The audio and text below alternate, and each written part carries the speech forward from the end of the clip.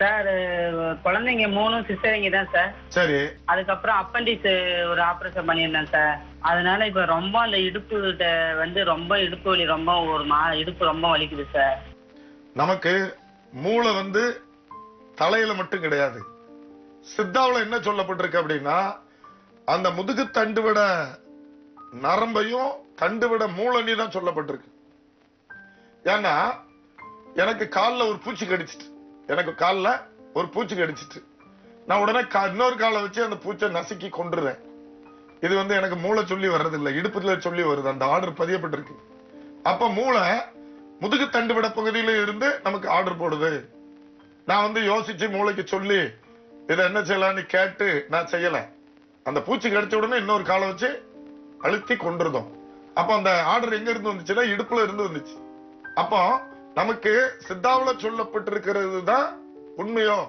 மூளை தலையில மட்டும் கிடையாது, முதுகு தண்டு விட வரைக்கும் இருக்கு, நம்மளை இயக்குவதற்காக இருக்கு. அப்போ நமக்கு வந்து அந்த முதுகு தண்டு விட மூளைக்கு உணர்வு இல்லாம அகற்றுவதற்காக தான் அங்க முதுகு தண்டு விடத்துல ஊசி போடுறாங்க அறுவை சிகிச்சைக்காக.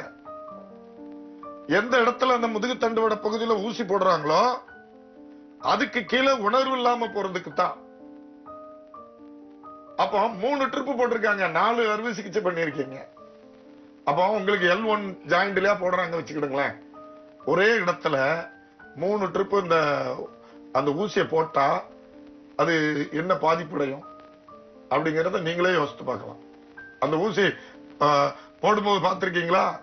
மறுப்பூசி போடும்போது இவ்வளவு பெருசு இருக்கும், ரொம்ப பயங்கரமா இருக்கும். அந்த ஊசியை போடும்போது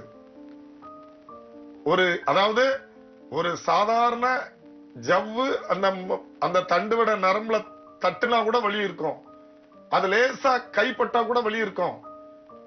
லேசா அசைவு அந்த இடத்துல ஏதாவது டச் ஆனா கூட அந்த இடம் செயலிழந்து போறதுக்கு கூடிய ஒரு சென்சிட்டிவான அந்த தண்டுவிட பகுதி மூளை. அதுல போய் 3 ட்ரிப் இன்ஜெக்ஷன் போடுறதுனால அங்க ஒரு வீக்கம் ஏற்பட்டு அதுக்கு கீழே இருக்கக்கூடிய உறுப்புகளுக்கெல்லாம் பாதிப்பு ஏற்படுறதுனால உங்களுக்கு இந்த வலி, முதுகு வலி, கால் வலி, எந்த இடத்துல இன்ஜெக்ஷன் போட்டிருக்காங்க அதுக்கு கீழே ஃபுல்லா பாதிப்பு ஏற்படும். முதுகு தண்டுவிடமே பாதிப்பு ஏற்படும். இப்ப உங்களுக்கு இந்த பிரச்சனை ஒரு கிட்டத்தட்ட நீங்க இந்த பிரச்சனையில இருந்து மீண்டு வெளியில வர்ற வரைக்கும் நம்மளோட பாரம்பரிய சிகிச்சை முறையில நமக்கு சிகிச்சை எடுக்கணும். கழுத்து தண்டுவிட பகுதியில மரும சிகிச்சை பண்ணணும்.